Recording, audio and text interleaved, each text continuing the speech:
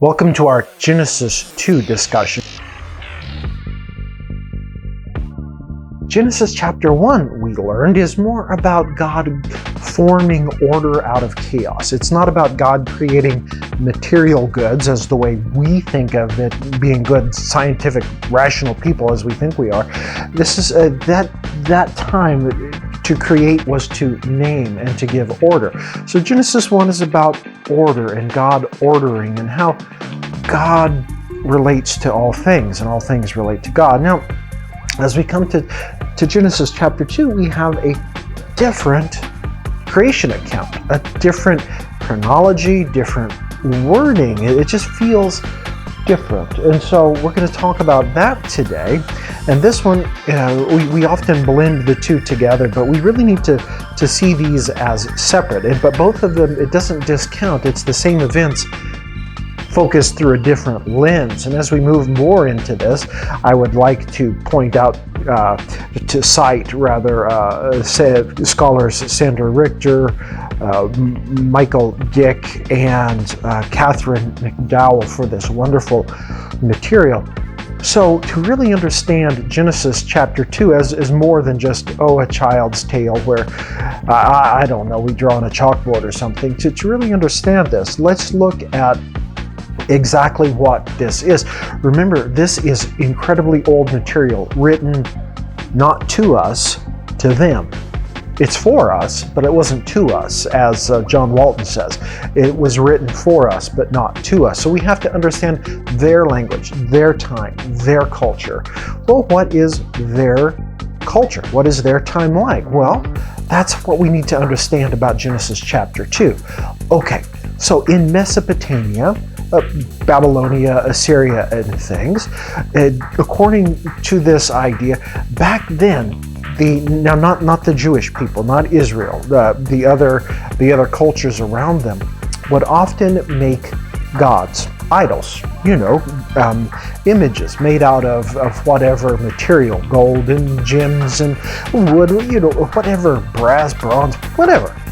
Now, here's the way it would work in those cultures. The artisans would craft one of those idols, one of those statues. They would craft with their hands. And the word used in Genesis 2 here is yetzar, for God crafted, created humanity. Anyway, it's a word used for an artisan's building, if you will. So anyway, I digress. So a craftsperson in the Mesopotamian cultures of the day would craft an idol, a statue, an image of their god. Now, what then they would do in ritual fashion is the priests would take it to a sacred garden. Sound familiar? A sacred garden where they would leave the statue. They would go home, and the next morning at dawn, anyway, they would come at dawn and say, "Behold, the gods have given us an image of themselves." And we hear again, and God created humanity in his own image. Men and women, he created them. Anyway, back to the Mesopotamian cultures, they would come and say, "Hooray, the gods have incarnated, have given us an image of themselves." And they would take the newly incarnated God, incarnation, Jesus. They would take the incarnated deity to the temple and install it there. Then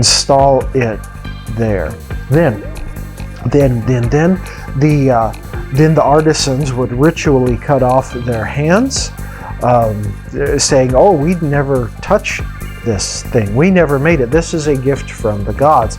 And the tools that were used to make said image were placed inside of a sacrificed sheep and thrown in the sacred river, and thus removing all memory that this image, this statue, the image of the God, the incarnation of this God, was ever made by humans. Because, they knew it, we know it. Humans should not and this is Sandra Richter, I'll quote her, humans should not be making gods. Gods should be making humans. Okay, now back to Genesis chapter 2. In here you read, in Genesis chapter 2, we read how God goes through in this sacred garden. And God crafts an image of himself in men and women. You and me. Women and men, men and women, children, anything you can think of. An image of God. God creates humanity and then installs that humanity, his image, in the sacred garden, which is the sacred temple because God and humanity dwell there together. In Genesis 2, there's sacred rivers and sacred trees and cosmic things like this, you know? So here again, this isn't about God literally creating out of dust and counting our ribs because we should have one less than men should have one less than women, counting ribs. And no. That's not about this at all. That's your question. That wasn't their question. So you can't answer your questions with... If you're looking for questions that the text doesn't answer, you're going wrong. Dinosaurs and all that. It's not in there. This is here again, quoting Sandra Richter. I love her. She's an Old Testament professor. She said this is a highly sophisticated critique of Israel's neighbors. Israel's Mesopotamian neighbors in that era were creating their own gods, crafting their own images, calling them alive. Whereas Israel knew that their God had created humanity. And that's all the difference. And so Genesis 2 is this, Sandra Richter says, a highly sophisticated critique. A highly sophisticated, you guys have got it all wrong and we've got it right.